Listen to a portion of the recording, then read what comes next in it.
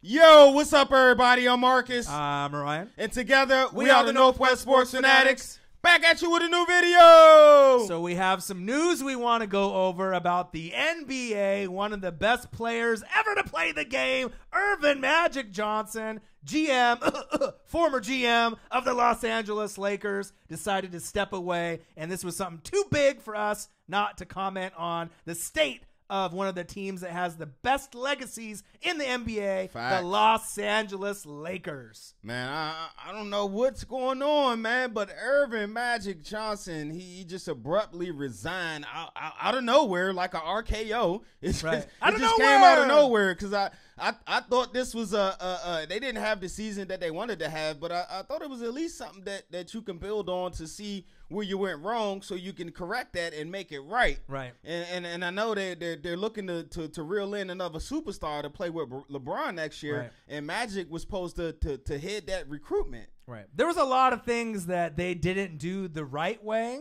They lost a lot of loyalty. There was a lot of chirping. There was a lot of backstabbing. Right. A lot of people talking behind other people's backs. A lot of people thinking the loyalty wasn't there, right. Maybe including Magic. So we want to kind of break down the Los Angeles Lakers season, what maybe made Magic Johnson leave this particular way. It's kind of you want to say the cowardly way to leave instead of maybe being fired from Jeannie Buss, right. Walking away before getting fired.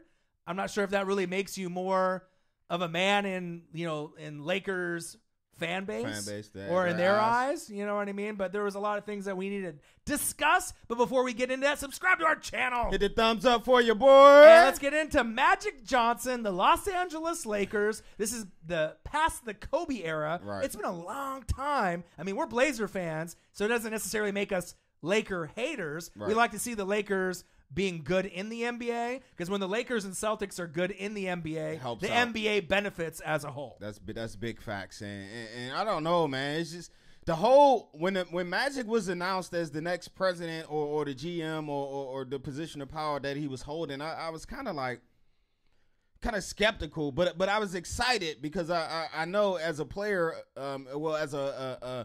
when Magic was a player, now that he was a former player, the great Magic Johnson, a lot of people look up to him and wouldn't mind playing for Magic and the Lakers. Right. He was winning rings, right. And then obviously he got to a point where he was head coach and stepped down. And a lot of things Magic Johnson has got himself involved in with his movie theaters. He's won. The Los Angeles Dodgers. Right. So he's won. Right. Some of the criticism, was he wasn't there enough to be a successful GM for scouting and being there for the organization when you're tied to so many other organizations and your personal business. Right? So, throughout his whole tenure, he just made some moves that was like, no, I get the D-Lo move. I get it. The way the locker room was messed up in that incident, you kind of, it seemed like that was the only way to fix it. Snitches get stitches. Right. But what happened after he left? They didn't have the patience to wait for it. They didn't have the patience, but it wasn't good for the locker room. Right. They had to make a move. Right. I wouldn't have gave up on D-Lo. I liked him at Ohio State. But then you get back Brook Lopez, who turned into this 7-foot, splash from 3 now, right? Right. And then you let him walk. Julius Randle. And you let Julius Randle walk. You let Jules walk. Right? So you went from this nice up-and-coming nucleus of young players, Kuzma, Ingram, Jules, Zubac. I thought they traded him away too. I throw him in there too. Right. And then LeBron's coming. Right. It was almost sports karma with the Anthony Davis. You handled that the wrong way. No matter how bad you wanted Anthony Davis and you wanted the Lakers to be a top 4 seed this year, you have LeBron, the LeBron effect. You're going to make it. You're going to get far because you have LeBron, right? But then you started kind of distancing yourself from the rest of the players. A lot of the other players like Kuzma and Ingram, are we on the trade block? LeBron's sitting at the end of the bench. He's not in the huddles. What's going on? And then karma, right? Sports Karma found a way to hit LeBron. What happened? He got injured for the first time in his career, and I don't think it's a surprise. I don't know why they hit the panic button, because before LeBron was hurt, they was 4th in the West. Right. I mean, it wasn't 1st or 2nd, but the season was still kind of young, and a lot more room to improvement with those young players. And as you look at it, Ingram, as the season went on, he started to play a whole lot better. Right. And correct me if I'm wrong, this was year 1 of LeBron James. Am I right? Year one of 4, right? If he made it that far. You pushed the panic button that damn early. Did you really think that you were going to get past Golden State and some of these other superpower teams? Anthony Davis, they did. Right. But you know what I mean? It's like you had to have known if anything with LeBron was going to develop and mesh with whoever was on the team. Right. It was probably going to be year 2 or 3, not year 1. Once you get year 1. We know what you need to win in the NBA, and that's not one superstar, but you need at least 2. Right. To win. It's not the big 3. They were going to have a big 2 and then nobody on the bench. All right. That's what I'm saying. Then you wanted to trade away all of your young up and coming talent, and then when that trade didn't go through, they had to come back to the team. I mean, imagine being one of those other players, being Kuzma or Ingram or Alonzo Ball, thinking like, I'm going to be on this team for a long time. Right. They love me. The fan base loves me. Then LeBron comes in and says, man, I don't know if I really want these guys. Let's get AD instead. Then they don't get him. Then where's your loyalty? Are you going to play hard for a superstar that doesn't believe in you? Or someone tells you, you're the 2nd pick in the draft. One day your name is going to hang in the rafters. Right. And a year later, you were in trade rumors? Right. They're ready just to give up on you. It's like, someone deceiving you like a coach or maybe a boss. Right. They tell you it's going to be this way, and then all of a sudden you get blindsided and it's another way. Right. How hard are you going to work? How hard are you going to play for that person or that coach that does that to you? You can try, but it's definitely not going to be the same, man. So the AD issue was one. And that was huge. And I don't know. There's a lot of stories going around. I'm not a media person, so me either. I can't confirm these sources or these stories, but the story is about the drama surrounding LeBron. Mm-hmm. It's like everywhere he goes, it always ends up in a lot of drama. Well, what do they always say when LeBron goes to a team, right? What's that? Whoever is the head coach is not the head coach. It's LeBron James that's calling the plays and making a lot of the decisions. And so, at some point or another, the season has ended. Chances are Luke Walton and the rest of the staff is gone. Luke wasn't as established as a coach that LeBron is as a player. But that being said, even if it was someone like Mark Jackson that got back into coaching, how much would really LeBron respect someone of that nature that was maybe more, had a significant career, maybe more respected in the media, more respected as a coach when he was at Golden State? It's still kind of like LeBron's team, at least in the media and most of the fans' eyes. Hey, man, and even with LeBron, I ain't gonna lie, I was one of the ones that said, hey, man, you put LeBron on any team in the NBA, that's 50 games. Right. As long as he doesn't get injured. Yep. But he got injured. Yep. But the way they was toggling around these young players, and with him hurt, it wasn't, their confidence was messed up, and it wasn't no cohesiveness. Right. It wasn't no team. Right. And because I think they had enough talent, even with LeBron out, to at least hold the fort down until he came back. And you got to think, if they never did the AD possible trade, right? If it never was brought up, and let's say a majority of the guys didn't get hurt, maybe out of the 4 or 5 big names on the Lakers, too, right? The injury bug hit them hard, yep. right? But if, let's say, most of the injuries didn't happen, or if they did happen, they weren't as significant, yep. This team would have had a chance to win 45 to 50 games. I do believe that. Big right? facts. You know what I mean? But I mean, they won 35 last year. That's without LeBron. And this year they won 37. Right. But it's like you're starting to see, like, did Magic Johnson, even though the chirping, he felt betrayed, did he maybe not truly believe in year 2, year 3, year 4, no matter what trades or what draft happened, that they're not going to be able to get back to win a title? Yeah. So he decided to walk out now. He said the Los Angeles Dodgers got a better chance. Back-to-back World Series, they didn't get it done, but a team like that, with that cohesiveness, that togetherness, probably has a better chance to get there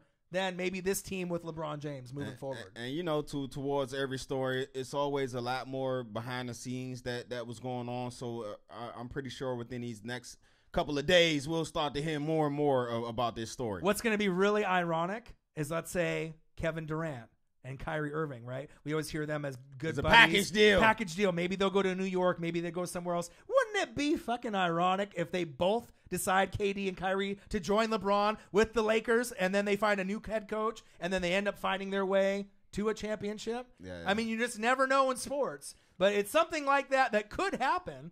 But it is kind of one of those things we have to wait and see. Yeah, man. We definitely got to wait and see. Again, the Lakers, man, they didn't make the playoffs this year again. So right. no it's been playoffs a long time. Since 2013. That's a long time. Especially for that franchise and the history behind them winning. Remember the talk? They were like, Kobe, he's coming back. Remember? There's like, Kobe, he's coming. He got LeBron. Kobe's coming back. Right. But, it just was a tough year for the Lakers. The expectations was high, and then the injury bug hit. So the Lakers players missed a total of 212 total games. That's good enough for ninth most in the NBA. Wow, that's hard to win games. As a Redskin fan, you can attest. When you miss a lot of games with your star guys, it's hard to make the playoffs and win games. You got Rondo injured, Ball injured, Ingram injured, LeBron injured. LeBron went out.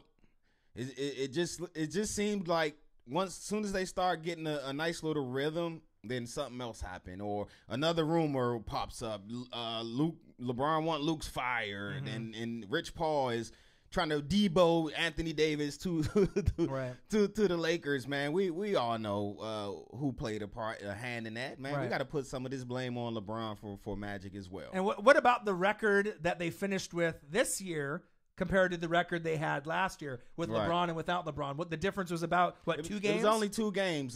This year they was 37-45. Last year they was 35-47. See, even with LeBron James, there when all those injuries, but the talent that they had, if you think about it, Kuzma, LeBron, Ingram, Ball, Rondo.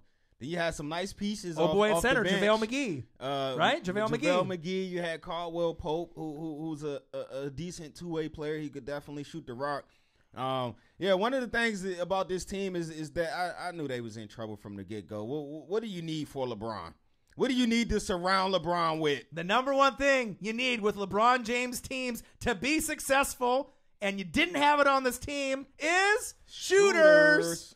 And they didn't have it. You had no shooters. Like I said, KCP, Caldwell Pope is a pretty good shooter, but he's not Kyle Korver or Mike Miller or Shane Battier from the corner. They needed someone. They needed at least 2 or 3 of those on that roster. And I was also going to bring up a name that we haven't even mentioned, Lance Stevenson. Oh, I forgot about making Lance. So, dance. Right? He can't really shoot the rock from deep that well. Nope. Rondo can't. Ball can't. Nope. You know what I mean? So they didn't really have anybody for him to penetrate and dish like he's had in previous teams. But that was something that we saw at the beginning of the season. Yep. We're like, all right, we kind of like these names they're bringing in, right? That some of them have a little drama attached to their name. Well, who's going to shoot the ball? Who's going to shoot the ball? You know what I mean? Yeah, that was crazy that they, as we started to bring in all these names, we were like, okay, that's good pieces, but none of them can shoot. Right. So did Magic really fear Jeannie Buss? He says, that's my girl, that's my sister. I didn't, we were really tight, we're really close. But then supposedly he didn't even mention to her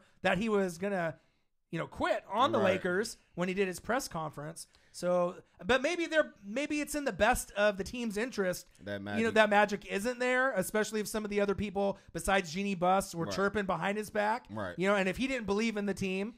Are you really going to stick around for the criticism? And eventually, if they fire everyone in the next couple days, including Magic if he was still there, then maybe it was inevitable. But I think it was just kind of that, I'm leaving before anyone else is. Like a day before, like the last game or right around the last game. Like I don't think we've ever seen that as a GM or a head coach quitting like a game before. Like it's like you almost know you're going to go on unemployment, right? You're going to get unemployment, but then you just try to skeet out of there real quick, Like this whole year has been nothing but drama for the Lakers, man, and I hate to try to put the blame on them, but it's all centered around LeBron. Right. So just think if they would have signed Paul George without LeBron, would they been having this issue? Would Magic still be there?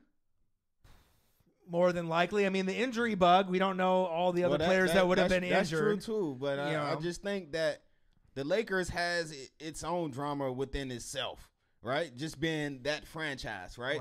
When you add arguably the second best player to ever step on the basketball court. Yeah, I said second. There's no way I would ever put him over Jordan. Okay. So let's get that straight.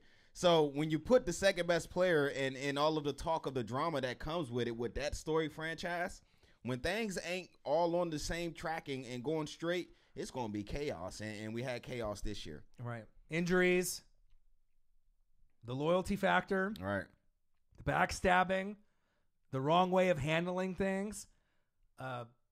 Bringing up AD, that really was the beginning of the end for them. Yeah. You know what I mean? Because they were just banking on that shit happening, and it didn't happen. Yep. And it broke up the team, and the team felt like they had no loyalty. Why were they going to play hard for LeBron when you didn't even want me here? When you're trying to trade me. Right? You know, I mean, you can still play for yourself. You can play for your contract. You can play for maybe the next team you're going to be on. But the chemistry was already blown up.